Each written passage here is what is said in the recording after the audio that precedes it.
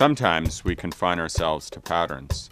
We adhere to a menu of meat and potatoes that is safe, reliable, mildly enjoyable, but over time, totally unfulfilling.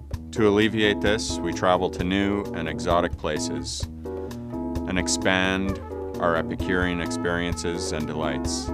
The same is true for our bedroom lives.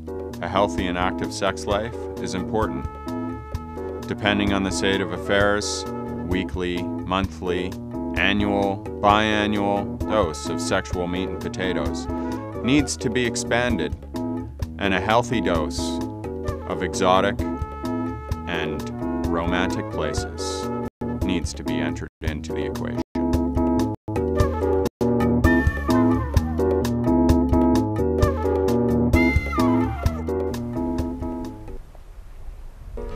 I remember it was about 2 summers ago, and me and my girlfriend at the time, we were up on this hill. It was like a lookout point, and it was really hot and really warm at the time, and below that lookout there was a little grassy area, and there's about 4 people that were there at the time, and we kind of snuck down towards the grassy area, and we just started making out and doing some fun stuff. And I guess more and more people came, and we just went all out, and we just didn't care who was up there. And I don't know if they saw us, and I don't think anyone did, but it was kind of funny because we could see them like right above us looking out, and they didn't look down, and it was pretty cool. Well, I was living in Golden, and I was building a cabin, and I was doing some roofing, and it was a hot day, so we ended up taking our tops off. And one thing led to another, and the next thing you know, we're rolling around on the roof. So, on the roof, hot. I'd been in the Army Cadets for about 6 years at this point, and we were on a 1-week exercise with 3CAV, which is an armoured company. And a week in the bush will do strange things to you, and I was just coming back off my turn at watch, and it was about 3 o'clock in the morning. And I met one of the girls that was in my platoon, and we decided to go for a walk. And that walk ended up landing us next to the back of one of the armoured personnel carriers, and one thing led to another, and we were inside the armoured personnel carrier, and it was pretty quick, but it was an interesting place. I thought it was an interesting place to do the dirty, so.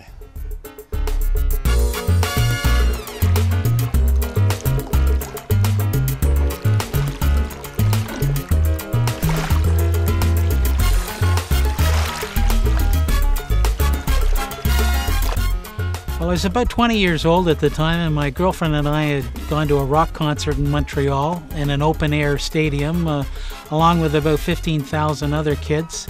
And we brought 2 sleeping bags with us. We zipped them together for a double-wide comfort, and we were getting it on inside the sleeping bag, kind of oblivious to the fact that there was hundreds of people all around us. And it wasn't until later on that some friends mentioned that it was pretty obvious what we were doing, and that our focus wasn't very much on the music. That was Jefferson Starship and Jethro Tull. Great concert, great time. So I was 19, I was flying to Denmark from Montreal, and there was this really nice gentleman sitting beside me, and everybody else was sleeping. So we decided to make out.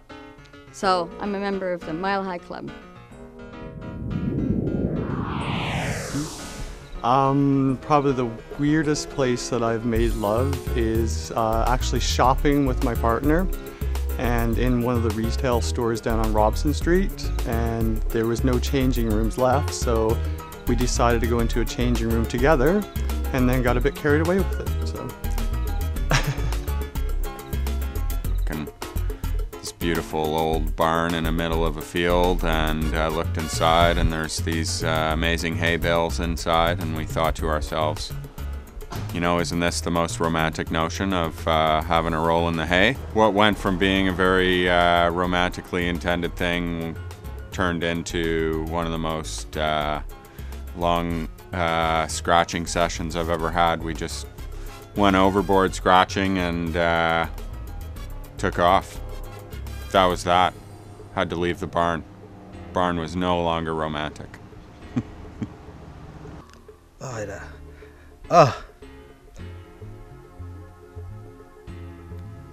Can you feel it?